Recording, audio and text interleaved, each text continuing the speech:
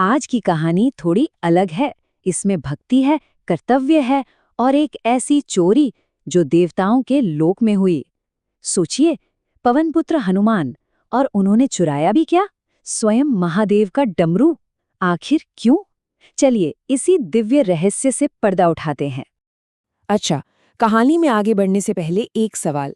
एक भक्त अपने भगवान के लिए सबसे बड़ा क्या कर सकता है? क्या है वो सीमा? ये सवाल, आप यकीन मानिए, इस पूरी कहानी का दिल है। एक ऐसी कहानी जो भक्ति की हर परिभाषा को पार कर जाती है। तो कहानी की शुरुआत होती है एक गहरी निराशा के माहौल से। वो समय है जब भगवान राम और हनुमान माँ सीता की खोज में जंगलों की खाक छान रहे हैं। हर तरफ सिर्फ अनिश्चितता। दिन रात में बदल रहे थे, रातें फिर सुबह में, लेकिन कोई सुराग नहीं, कुछ नहीं, बस घना जंगल और टूटती हुई उम्मीदें। सोचिए, मन पर कितना भारी बोझ होगा। लेकिन इतने बड़े दुख और हताशा के बीच भी उन्होंने करुणा नहीं छोड़ी। उन्हें एक घायल तोता मिला जो प्यास से तड़प रहा था। तब भगवान राम ने अपने बाण से धरती भेद कर पानी निकाला और हनुमान जी ने उसे पिलाया। यही तो महानता है ना? खुद की पीड़ा से ऊपर उठकर दूसरों का दर्द समझना। और बस कहानी का रुख यहीं से बदल जाता है। कहते हैं ना, करुणा का फल मिलता है, और उन्हें वो फल मिला एक ऐसे सुराग के रूप में जिसके बारे में कोई सोच भी नहीं सकता था। जैसे ही वो आगे बढ़े, एक पत्थर के नीचे से एक धीमी सी आवाज आई, राम राम। वहां महान पक्षी जटायु थे, अपनी आखिरी सांसें लेते हुए। उन्होंने ही बताया कि कैसे माँ सीता को बचाते हुए रावण ने उनके पंख काट दिए। और फिर अपने आखिरी पलों में जटायु ने वो राज खोला जिसने सब कुछ बदल दिया। उन्होंने कहा, प्रभु, माँ सीता का पता वो महादेव के डमरू में छिपा है। क्या? महादेव के डमरू में?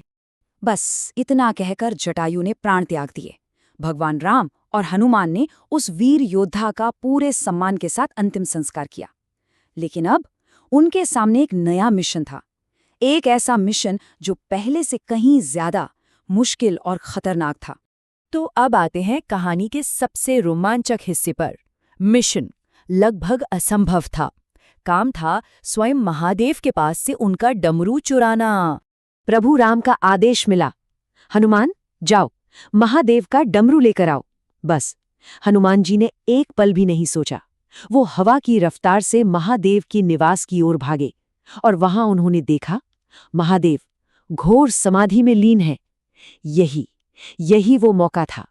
जरा उस पल के तनाव को महसूस कीजिए। एक तरफ ब्रह्मांड के देव समाधि में, और दूसरी तरफ हनुमान जी, जिन्हें दबे पांव बिना कोई आवाज किए वो डमरू उठाना था। एक छोटी सी चूक और सब कुछ खत्म हो सकता था। ये सिर्फ चोरी नहीं थी, ये भक्ति की अग्नि परीक्षा थी। और हनुमान जी कामयाब हुए। वो डमरू लेकर प्रभु राम के पास लौट आए। अब समय था उस राज के खुलने का।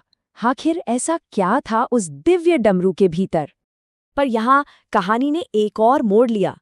सबको लगा कि भगवान राम खुद रहस्य खोलेंगे, पर उन्होंने हनुमान जी से कहा, हनुमान, इस डमरू को तुम्हें ही तोड़ना होगा।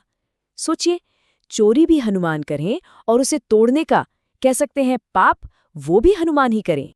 अब सवाल ये था कि जब सृष्टि की लय का प्रतीक महादेव का डमरू टूटेगा तो क्या होगा? कोई चमत्कार होगा या फिर महाविनाश? और जैसे ही हनुमान जी ने अपनी पूरी शक्ति से उस डमरू को तोड़ा, एक चमत्कार हुआ।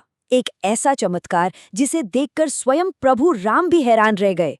ये कहानी शायद यही बताती है कि सच्ची भक्ति कभी-कभी नियम तोड़ने की हिम्मत भी मांगती है। तो क्या वाकई कर्तव्य के लिए उठाया गया सबसे बड़ा जोखिम ही सबसे बड़ी भक्ति है?